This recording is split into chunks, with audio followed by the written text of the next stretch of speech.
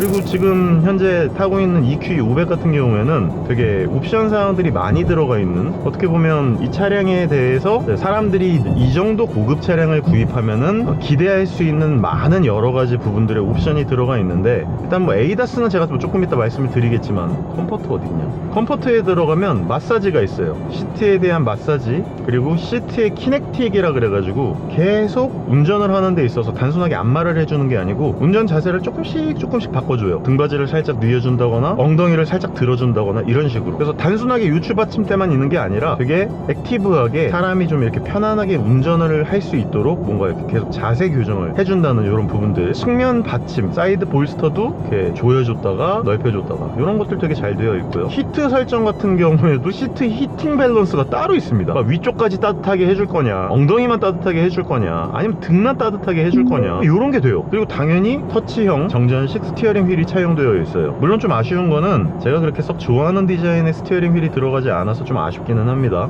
제가 좋아하는 스티어링 휠의 디자인은 여기 이제 잠자리형 스티어링 휠과 여기에 타공으로 들어가 있는 스티어링 휠을 되게 좋아하는데, 이 EQE500 같은 경우에는 AMG 라인은 아닌 것 같아요. 그러니까 AMG 라인이 들어가면 조금 더 스포티한 느낌으로 디자인이 바뀔 텐데 그런 부분이 좀 아쉽기는 합니다. 어쨌거나 시트 키네틱 부분과 그리고 마사지 기능이 들어가 있기 때문에 상당히 쓰기가 좋다. 그리고 장시간을 운전하는데 가뜩이나 좋은 시트 포지션과 착좌감을 보여주는 아주 좋은 여러가지 기능들을 갖고 있기 때문에 저 같은 경우에는 상당히 마음에 드는 시트의 구성이라고 말씀을 드릴 수 있겠습니다. 뒷좌석을 앉아보지 않아서 솔직히 잘 모르겠는데, 그냥 이렇게 보면은 뒤쪽도 충분히 바닥에 면이 없어요. 굴곡이 없죠. 센터 터널 같은 것도 없고, 바닥도 일자로 이제 스케이트보드형의 플랫폼으로 되어 있기 때문에 에바 플랫폼이죠, 벤츠는. 그래서 뒤쪽도 평평하고 SUV의 착좌감을 갖고 있기 때문에 되게 편안한 착석감을 유지할 수 있는, 그러니까 세단 차량을 제가 별로 좋아하지 않는 이유가 제가 허리병신이라서 그렇거든요.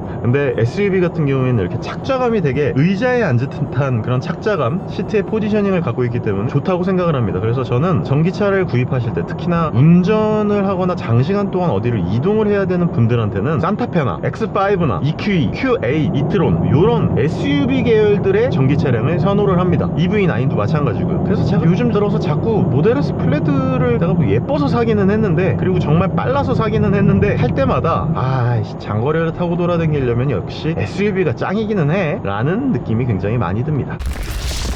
셀프 PPF는 필. 네이버에 필 셀프 PPF를 검색해보세요.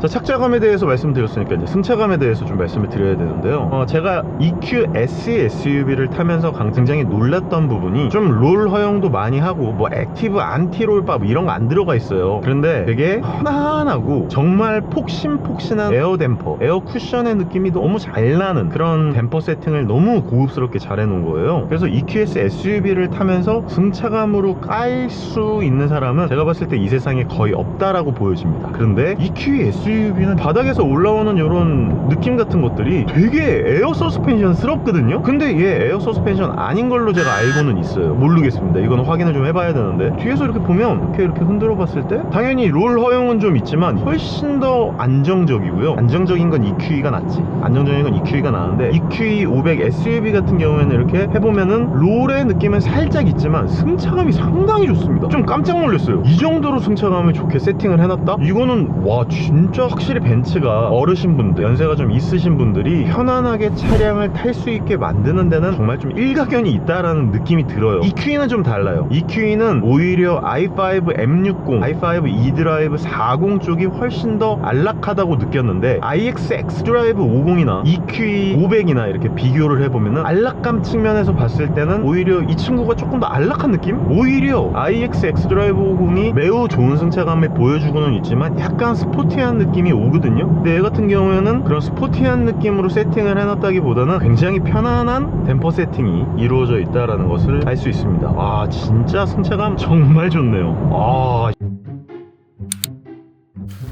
이 부분은 제가 타면서 제대로 느끼지 못했던 부분이라 중간에 내려가지고 한번 차량을 타보면서 후륜 조향이 얼마나 들어가는지 확인을 해보았습니다. 일반적인 주행에서는 조향 질감 같은 부분이 크게 도드라지지는 않지만 고속 영역이든 일반적인 주차 상황이든 뒷바퀴 조향의 각도가 많이 틀어지면 틀어질수록 기존 원래 운전을 하던 차량과의 이질감이 높아지므로 이 부분에 대한 주의가 필요한 부분은 확실하지만 영상에서 보시면 아시다시피 앞바퀴 조향에 버금갈 정도로 뒷바퀴 조향이 들어가기 때문에 이렇게 3030mm의 휠 베이스를 갖고 있는 큰 차량이 편안하게 주행을 할 수 있고 여유롭게 유턴을 하고 좁은 구간 안에서 주차를 하는데 매우 큰 도움을 주는 것을 알 수 있습니다.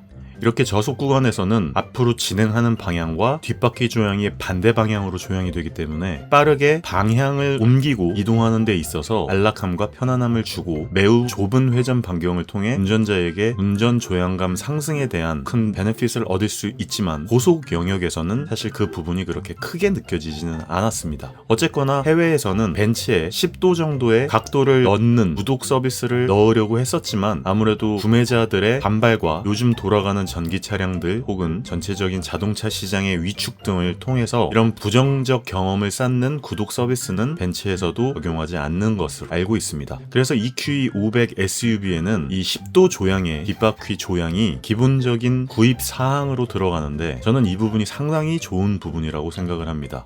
실제로 주차를 할 때 제가 원래 타고 있는 차량들이나 여태까지 탔던 많은 차량들보다 훨씬 말도 안 되는 회전 반경과 조향 각도를 보여주어서 처음에는 적응하는데 조금 난감했을 정도로 조향각이 큽니다. 하지만 이내 익숙해졌고 엄청나게 편안한 조향 질감과 조향 감각 그리고 조향각에 따른 회전 반경이 좁아지는 부분이 이 차량의 움직임을 아주 극단적으로 안락하고 편안하게 만들어주는데 일조를 했습니다. 저는 나중에 모든 전기 차량들이 이 정도 10도 정도의 후륜 조향이 같이 들어갔으면 좋겠다는 생각이 들지만 사실 10도만 돼도 너무나 큰 차이 때문에 기존 차량들과는 많은 이질감을 불러일으킬 수 있기에 4도에서 7도 정도의 후륜 조향이 들어가는 것은 모든 제조사에 적극 권장하는 바입니다. 덕분에 아주 편안하게 유턴을 할 수 있었고 매우 편안하게 주차를 할 수 있었습니다. 이렇게 큰 차량임에도 불구하고 말이죠. 그래도 차량에서 서스펜션 자체를 스포츠와 컴포트로 변경은 할 수는 있네요. 그러니까 좀 더 댐퍼의 레이쇼를 좀 단단하게 조여주느냐 혹은 좀 더 부드럽게 풀어주느냐 이런 거는 충분히 가능한데요. 이 댐퍼의 세팅 부분이 조금 더 잘 보여지지는 않아요. 바닥에서 올라오는 주파수 쇼크가 그래프로 보여지거든요. 이게 모델 S 플레드에서도 보여지는데 저는 그 부분 되게 좋게 생각하거든요. 그 부분이 있는 거랑 없는 거랑 내가 어떤 지금 현재 상태에서 운행을 하고 있는지를 잘 보여주는데 이 차량은 어쨌든 그걸 센싱하는 센서는 없는 것으로 보여집니다. 그러다 보니까 단순하게 EQS SUV랑 EQE SUV랑 비교를 한다면 당연히 EQS SUV가 더 좋은데 EQE SUV도 승차감 면에서는 못지않게 굉장히 승차감이 좋고 그리고 매우 조용한 MVH에도 엄청나게 신경을 많이 썼다는 그런 느낌이 들어요. 밤톨같이 이렇게 생긴 익스테리어 때문에 더 공기저항계수가 낮아서 그런 걸 수도 있겠고 실제로 방음이라든지 이런 부분들을 신경을 많이 써서 MVH에 신경을 많이 썼을 수도 있겠지만 정말 조용합니다. 차가 지금도 이렇게 타고 돌아다니면 야 진짜 조용한 고급스러운 전기 차량을 타고 있다라고 하는 느낌이 드는데 EQE SUV를 타면서 외관만 보고 디자인 이거 어떡하냐 이렇게 생각했던 부분이 타면서 조금 그런 느낌이 많이 누그러지네요. 재밌네요. 굉장히 역시 차량은 타봐야 돼. 외관에서 보는 디자인적으로 보여지는 선입견을 깨줄 수 있는 차량들이 있고 역시나 디자인만큼이나 승차감도 안 좋고 내부 실내 구성도 별로 마음에 안 드네 라는 차량이 있는데 EQE SUV 같은 차량은 반전 매력은 있네요. 자, 그럼 지금부터는 ADAS를 켜놓고 한번 달려보도록 하겠습니다. 이렇게 터치를 해가지고 드래그를 해서 일씩 킬로미터를 올릴 수도 있고요. 버튼형으로 눌러가지고 10km씩 올릴 수도 있습니다. 그리고 버튼 한 번으로 조작을 하는 스티어링 휠 조향 어시스트 그리고 차선 변경 어시스트 뭐 이런 부분들을 다 세팅을 할 수 있는데 조금 아쉬운 건요. 이게 ADAS에 대한 이해도가 낮으신 혹은 처음 써보시는 분들한테는 좀 많이 어렵게 느껴질 수 있는 조작 방법이에요. 왜냐하면 여기에서 모든 것들을 다 컨트롤할 수 있는 게 아니라 이 안에 들어가서 실제로 제가 처음에 딱 탔는데 분명히 세팅을 했는데 왜 왜 조향 어시스트가 안 들어가 있지? 그러니까 많은 사람들이 이제 이 차량을 처음 사가지고 조향 어시스트가 되어 있는 줄 알고 딱 탔는데 조향 어시스트가 안 돼. 뭐 앞에 나와 있는 것도 없어. 원래 지금 어떻게 되어 있냐면요, 모든 ADAS가 다 그렇듯이 속도를 조절하고 어댑티브 크루즈 컨트롤을 세팅할 수 있게 만들어 놓고요, 거기에 더해서 차선 유지 장치, 레인 키핑 어시스트 시스템이 나오고요, 플러스해서 액티브 스티어링 휠 조향 어시스트가 들어가. 이 세 가지가 다 한꺼번에 돼야지 ADAS라고 불리우는 주행 보조 장치가 풀 구성이 되는 거예요. 여기에 더해가지고 차선을 조금 더 강력하게 잡을 수 있는 거라든지, HD처럼 내비게이션에 들어가 있는 도로의 정보를 이용해서 자동으로 속도를 줄여준다든지, 혹은 자동으로 차선 변경을 해주는 차선 변경 보조 어시스트라든지, 이런 많은 부분들이 이제 보조적인 수단으로 붙어가지고 요새는 이제 ADAS가 많이 개선이 됐죠. 옛날과는 비교할 수 없을 정도로 ADAS 시스템이 많이 개선이 됐어요. 거기다가 정전식 스티어링 휠이 적용이 되어 있어서 예전에 현대차나 테슬라는 지금도 그렇지만 이렇게 살짝 흔들어줘야지만 차량이 운전자가 조향을 하고 있구나, 직접 운전대를 잡고 있구나 라고 인식을 하지만, 요새는 이렇게 허벅지만 대고 있거나 손만 이렇게 대고 있어도 스티어링 휠을 잡고 있다고 차량이 인식을 하죠. 근데 얘가 디폴트 값이 아까 보니까 스티어링 휠 조향 어시스트도 꺼져 있어, 차선 유지장치 보조도 꺼져 있어. 이게 지금 꺼져 있으면요, 막말로 얘기해서 이거를 어떻게 하는지 모르시는 분들 있잖아요. 이런 분들은 어떻게 해야 하는지 모를 수도 있단 말이에요. 근데 차량 안에 들어가서, 설정 안에 들어가서, 보조장치 안에 들어가서 차간거리 어시스트 디스트로닉에도 세팅을 해줘야 돼. 그거를 이제 뭐 경로 기반으로 할 건지, 컴포트로 할 건지, 다이내믹 셀렉트 기반으로 할 건지, 다이내믹으로 할 건지도 여기서 선택을 해줘야 되고요. 액티브 스티어링 휠 조향 어시스트, 액티브 차선 변경 어시스트, 지금도 보면은 깜빡이를 켜고 손을 살짝 대면 이게 어떤 때는 되고 어떤 때는 안 돼요. 이게 되게 답답해. 아니 지금 이제 되네. 오른쪽으로 차선 변경 중. 그러니까 제가 봤을 때는요, 차선 변경에 대한 조향 어시스트나 자동 차선 변경이라고 제가 되게 극찬하는 부분은 BMW나 오히려 현대차, 그리고 테슬라가 갑이긴 하죠. 근데 앞차와의 간격이 좁아지니까 시트벨트 패슨이 딱 되면서 삐삐삐삐 빨강색으로 전멸이 되면서 계기판이 빨갛게 딱. 그러니까 이런 안전장치들이 굉장히 잘 되어 있는 것도 벤츠기는 하지만, 어쨌거나 ADAS를 통해서 뭔가 타고 돌아다닐 때는 확실히 제가 봤을 때는 이런 부분들에 대한 이해도가 높아야지만 잘 쓸 수 있는 시스템이다. 그런 부분들이 조금 어르신분들이 타기에는 조금 어려울 수 있겠다 라는 생각입니다. 그리고 ADAS가 방금 꺼졌다가 다시 ADAS를 켜야 될 때도 리스토어 버튼 한 번으로 모든 것들이 다 가능했으면 좋겠는데, 제가 깜빡하고 잘못 눌러가지고 셋을 또 눌러버렸단 말이에요. 이렇게 되면은 내가 지금 현재 달리고 있는 속도로 또 세팅이 된다든지. 그래서 이거는 ADAS에 익숙해져야만 좀 잘 쓸 수 있다라고 하는 부분들이 어르신분들한테는 좀 어려울 수 있겠다. 하지만 저같이 맨날 ADAS 켜고 그냥 장거리를 타고 돌아다니시고 이런 UI에 익숙해지신 분들한테는 뭐 그다지 어렵지 않으실 수도 있어요. 뭐 그거는 이제 사람마다 편차에 따른 거니까. 어쨌거나 그런 기능들은 전부 다 품고 있다. 하지만 차선 변경 어시스트 같은 경우에는 그렇게 썩 똑똑하지는 않다라고 말씀을 드리면서 ADAS에 대한 부분도 정리를 하도록 하겠습니다. 자, 드디어 이제 파워에 대해서 한번 말씀을 드리려고 해요. 지금 현재 여기는 고속도로라서 이렇게 쓱 밟아보면 얘가 파워가 제가 알고 있기로 402마력인가? 그 정도 돼요. 301마력이었나? 그러니까 400마력 정도 되는 마력을 갖고 있고요. 토크는 895Nm의 토크로 BMW i4 M50과 굉장히 비슷한 토크를 갖고 있습니다. 그러니까 예전부터 벤츠는 일렉트릭 차량을 만들든 내연기관 차량을 만들든 고토크 영역으로 세팅을 하는 경우가 상당히 많습니다. 이게 굉장히 재밌는 부분인데, 근데 지금 보시면 아시겠지만 이 앰비언트 라이트 있잖아요. 이 앰비언트 라이트가 진짜 벤츠의 약간 큰 장점이기도 하죠. 저 같은 경우에는 이거보다는 조금 더 덜 환상적이었으면 좋겠는데, 어쨌거나 이 부분 때문에 많은 분들이 이 벤츠의 앰비언트 라이트를 상당히 좋아합니다. 이 앰비언트 라이트를 단색으로 변화시킬 수도 있고요, 멀티컬러로 변화를 시킬 수도 있고요, 멀티컬러 중에서도 엑셀러레이팅을 하는 데 있어서 반응을 할 수 있는 액티브 앰비언트 라이트로 변경을 할 수도 있고요. 색상 자체가 굉장히 화려하고 다채롭기 때문에 이 앰비언트 라이트 때문에라도 구입을 하시는 분들이 꽤나 있다 라고 하는 분들, 뭐 벤츠 차량을 또 구입하시는 분들 많죠. 그래서 저도 이 부분에 대한 호불호의 영역을 제가 평가한다기보다는 이 부분을 선호하시는 분들이 생각보다 상당히 많다라고 하는 부분은 인정을 해야 될 것 같습니다. 그리고 이제 다시 제가 엑셀러레이팅을 해보면서 파워를 느껴보자면 고토크 영역대로 세팅을 해놓다 보니까 밟으면 사실 밟는 대로 나가요. 그리고 사실 전기 차량의 특성상 마력보다 더 중요한 건 저속 구간에서 특히나 시원함을 주는 거는 토크의 영역인데요. 벤츠가 토크를 고토크 영역으로 준 이유는 되게 예상이 가능한 부분인데 RPM 자체, 그러니까 모터의 회전수를 늘려가지고 그 회전수로 딱 이렇게 몰아붙이는 훗발 가속력보다는 무거운 차량을 초반에 어떻게 움직여야 되겠다라고 하는 세팅감에 좀 더 포커싱을 둔 그런 세팅이라고 할 수 있겠습니다.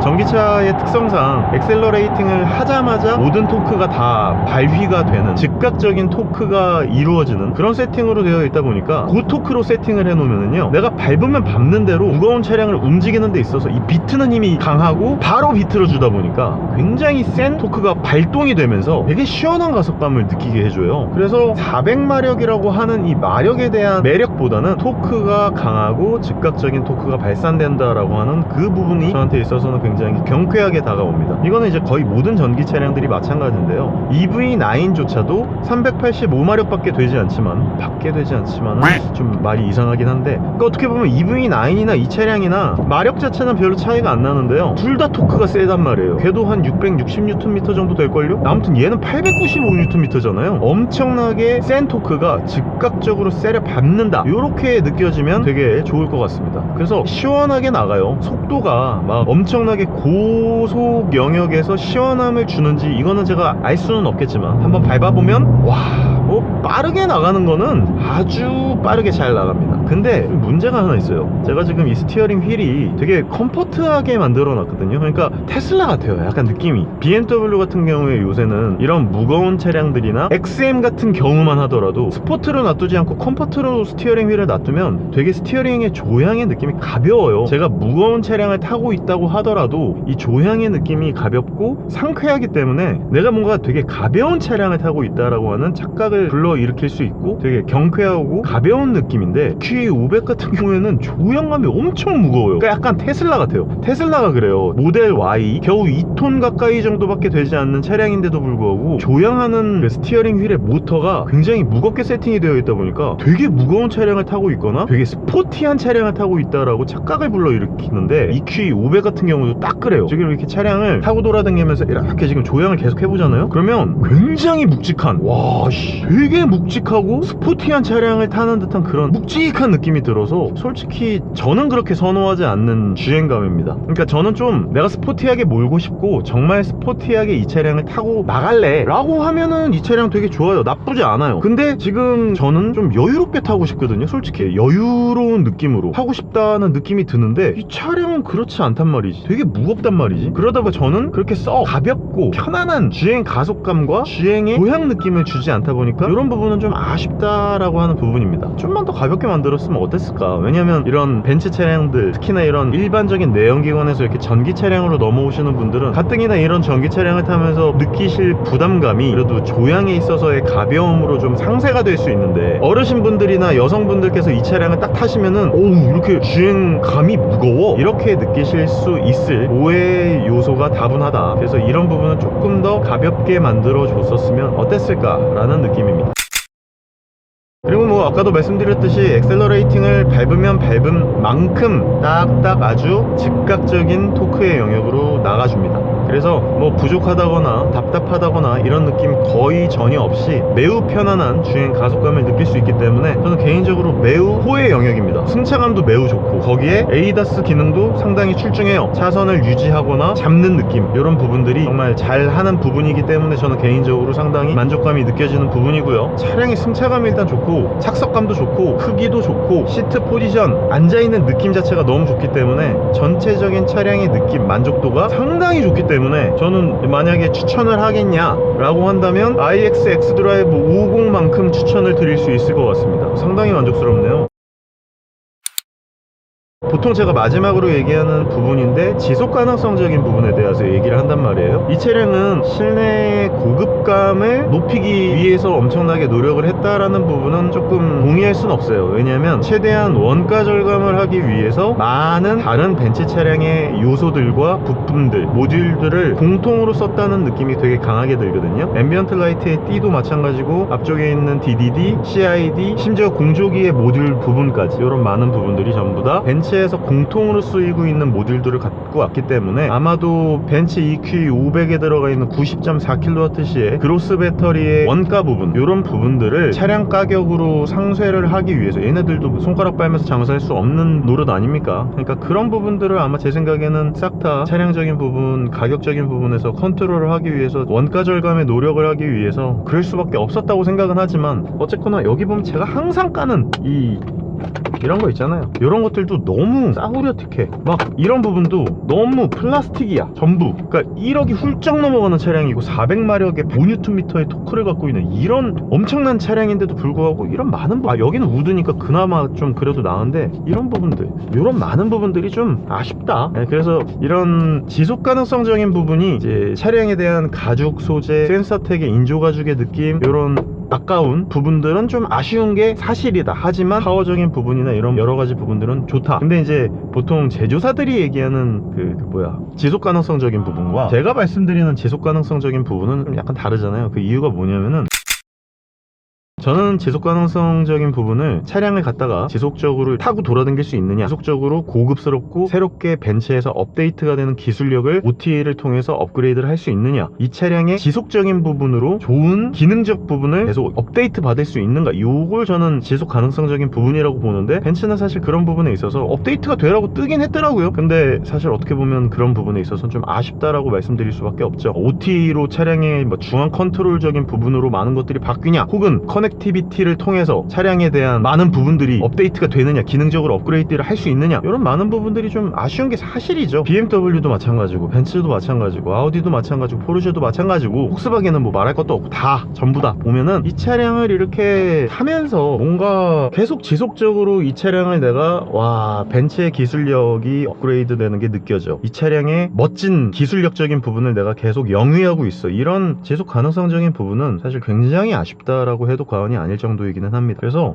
개인적으로는 벤츠의 고급감, 승차감, 착좌감, 그리고 내연기관을 타시다가 전기차로 넘어오시면서 이질감을 느끼지 않고 싶으신 분들께 굉장히 추천을 드릴 수 있는 그런 차량이고, 오히려 IT 테크 쪽이라든지 차량에 대한 지속적인 기능성적인 부분, 전기차라고 하는 새로운 문물로 넘어오면서 느낄 수 있는 많은 편의적 혜택, 예를 들어 소환 기능이라든지 커넥티비티 기능이라든지 UI의 완성도 변경, 차량의 어떤 완성도와는 별도로 기술의 개발력이 올라가는 부분을 OTA를 통해서 계속 느낄 수 있는 이런 많은 부분들이 있잖아요. 이런 부분들을 느끼시고 싶으신 분들한테는 그렇게 추천드리기는 또 어려운 차량이다 라면서 결론을 내릴 수 있을 것 같습니다. 사실 차량의 완성도나 만족도적인 부분에서는 되게 좋아요. 높은 평가를 드리고 싶지만 제가 아까 방금 말씀드렸던 그런 신문물적인 부분에 대해서 말씀을 드린다라고 하면은 좀 애매한 차량이기는 합니다. 이렇게 리뷰를 하면서 간만에 각 잡고 리뷰를 좀 해봤는데, EQ500에 대해서는 이 정도로 마무리를 하면 될 것 같고, 사실 제가 처음에 익스테리어에 대해서 말씀을 드리면서 넘어갔다고 했잖아요. 근데 익스테리어는 제가 타면서 말씀을 드릴 수가 없잖아요. 그래서 제가 익스테리어는 제가 이 기착지가 있어요. 도착지가 있는데 거기에 도착을 해가지고 외부를 보면서 이 차량에 대한 리뷰를 마치도록 하겠습니다. 그럼 다음번에 더 좋은 영상으로 찾아올 수 있도록 하겠습니다. 감사합니다. 울트라비니군이었습니다.